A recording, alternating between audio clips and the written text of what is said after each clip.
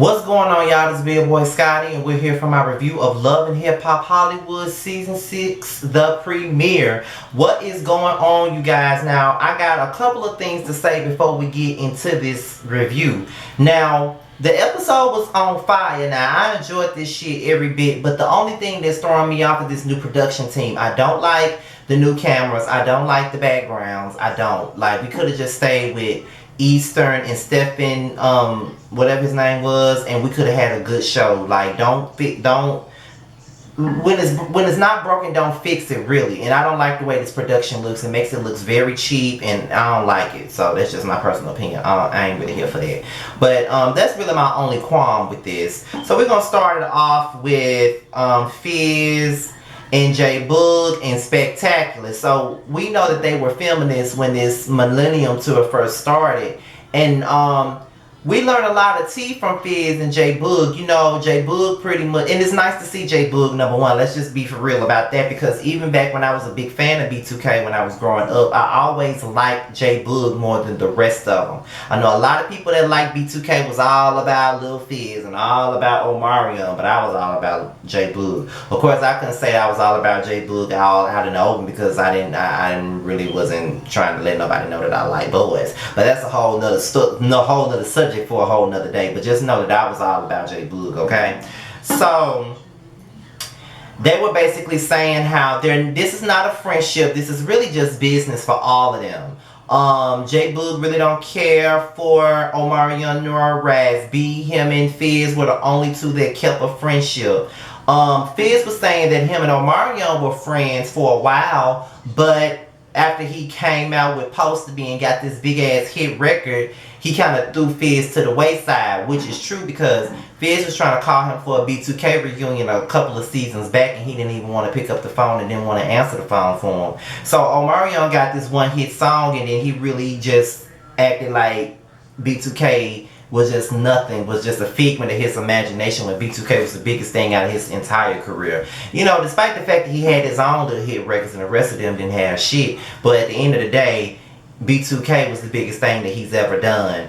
And you know, they were talking about how they had to go to the gym and get it tight and right for the women, and they realized how out of shape they are at this point in time. And let's just be real, they're 30, they're in their 30s. Like, we're all in our 30s now. When B2K first came out, I was like 13, and they were like 15 and 16, so we all in that same age group. At this point, I could barely stay up past 10 and 11 o'clock at this point in time in my life. So yeah, I understand it's not the way it used to be.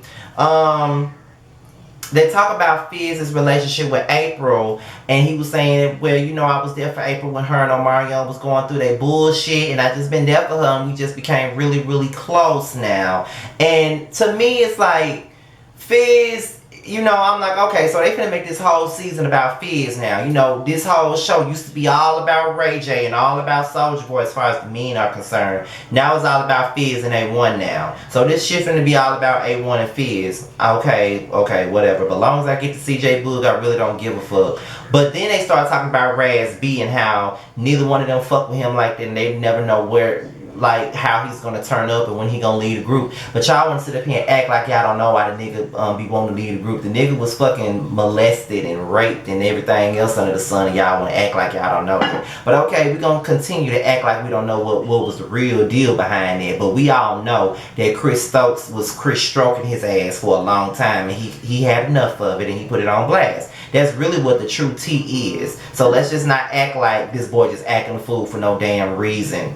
So then we get into Trashy, aka Apryl. We get into Apryl, and then she goes to the beach and she meets up with Boobie. My thing about it is, why the fuck is Boobie still here? Brooke not here, Keisha Cole ain't here. So what the fuck other reason would he have to still be on the motherfucking show? But okay, this must be somebody else that March has fucked. So February sits down and she talks to Boobie about what's going on with Omarion. You know, basically the story is they got engaged. She had 2 kids by Omarion, and when their second child was only 2 months old, Omarion got up and left. And to this day, she really can't tell you why. So now they're going through lawyers and lawsuits and everything like that, trying to get past everything. So it's basically been a bitter breakup. And on top of that, they're going through custody battles and all of that stuff. So now that she's back in Hollywood, she wants to get back to the real January and be her own self. So basically, when you were on this show, the first season, the first 2 seasons, you really weren't being yourself. You was being somebody else that Omarion wanted you to be.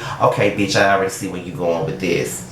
So A1 and Ray J, they're now super dads. Both of them just had kids and they just gotten over their situation with the whole Safari thing, and now they back cool. So Ray J asked A1 about what's been going on with him and Lyrica. A1 said that Lyrica pretty much got her a one-way ticket and she left for 10 days straight, basically leaving him to be a single parent. Basically leaving him to be a single mother, pretty much. And Ray J was like, well, that's not a good idea. I mean, y'all just had a baby. Y'all just renewed y'all vows. Like, this not a good thing. And, you know, A1 agrees it's really not a good thing. You know, we just got into a good place in our life. And I really thought that because we had a baby, we were on a better page at this point, but it looks to me like we're not, and y'all are not on a better page. So now we got to sit here for another season and listen to Lyrica scream and shout because you can't keep your dick in your pants. But yeah, she done left your ass at home by yourself to be a damn single mother, and that's just what it is. So whatever. K Michelle, we meet her again, and K Michelle looks good. She really does look good. You can tell that she's in a better place at this point. She's looking at a new house because she wants to have more babies, and I know a lot of people were giving her flack about wanting more kids, even though she wasn't really in Chase's life that much. But I mean, she had them when she was, I'm not even going to go there. I'm not even going to go trying to defend because I ain't got time for people trying to say I make excuses for K Michelle.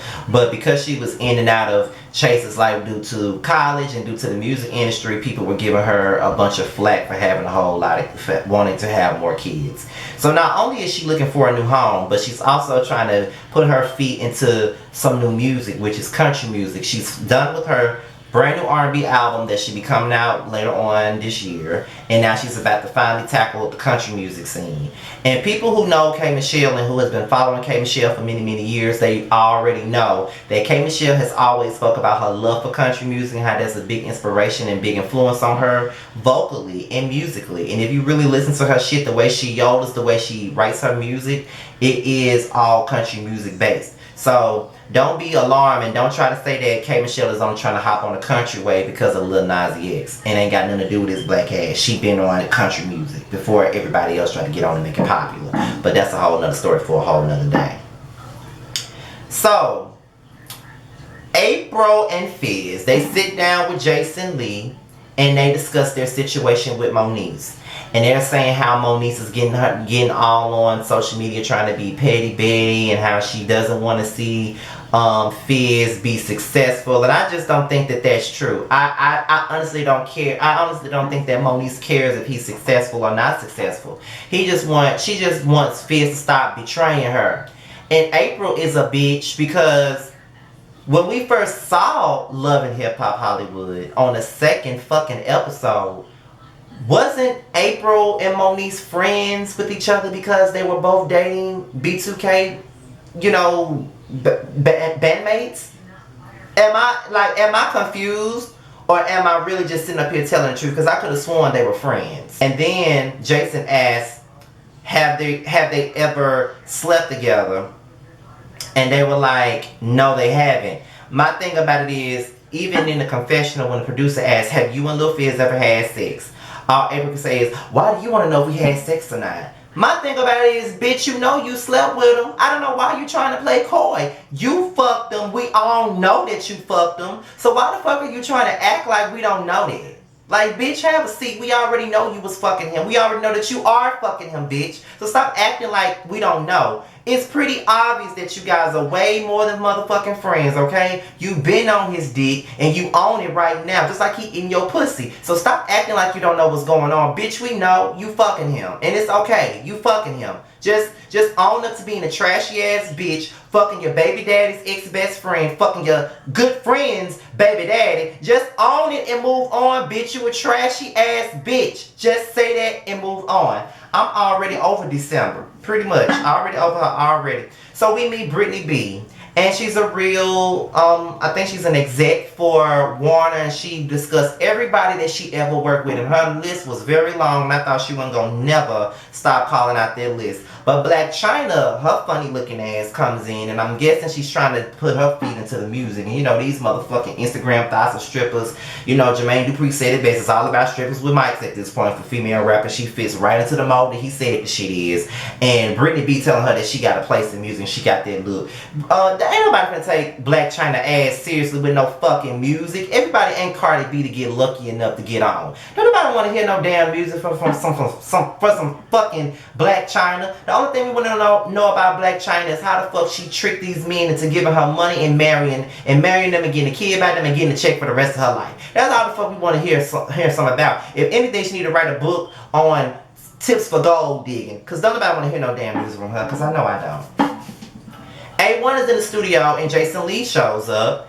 And Jason Lee pretty much said that he got some information about a girl that A1 was fucking by the name of Summer Bunny. She's an industry thought, of course, I heard that she been fucking niggas for a mighty long time. I don't know how true that shit is. It's all alleged, so don't try to sue me. But she's allegedly been linked to a lot of niggas in the industry. And A1 just so happened to be one of the ones that fucked her. And, there is a video of a FaceTime between the two of them, and she sent it to Jason Lee. Now, A1 is saying that Jason Lee is one of his good friends, and he don't want Jason Lee to do his job by putting the video out. Then he gets mad and says, give me some time to talk to Lyrica about this situation before you put it out. And he's saying, well, I'm going to talk to God about it. And A1 said, you're going to have to talk to God about it. And I'm not putting out no threats.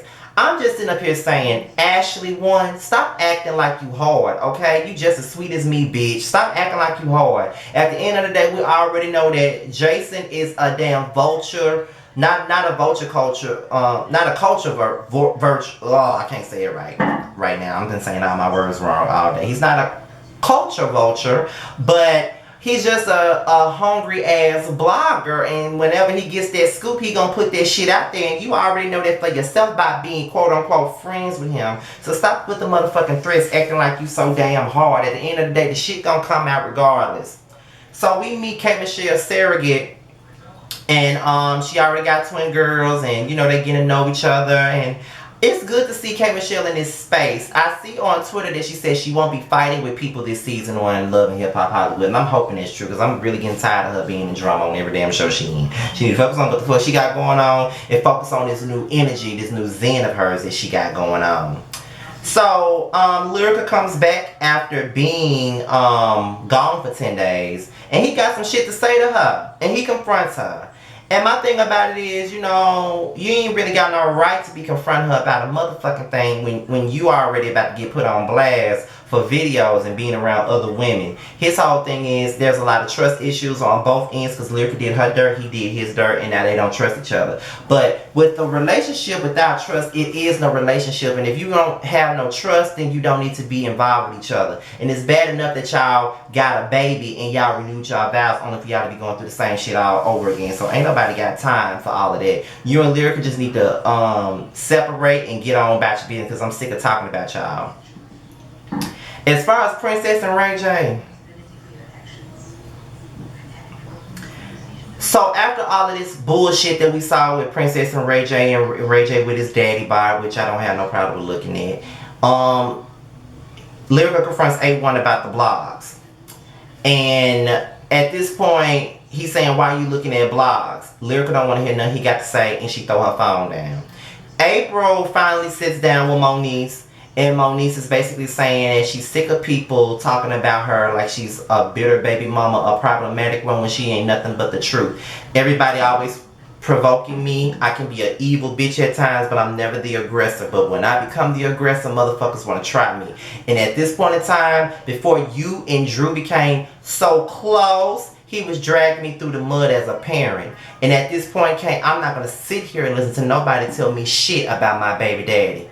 You better tell that trashy ass bitch Moniece what the motherfucking deal is and what the party is about to be. With that being said, y'all, this is my review on Love and Hip Hop Hollywood. I enjoyed this episode. This episode was already shitting on Love and Hip Hop Atlanta, and I already see I'm finna be reading bitches all goddamn season. With that being said, you guys, follow me on Instagram, okay? You know, that's really my primary one, Instagram. If you follow me on Facebook, fine, but follow me on Instagram so you can get your daily dosage of me. And that's it. To my Basketball Wives review. I will holler at you guys later. Peace.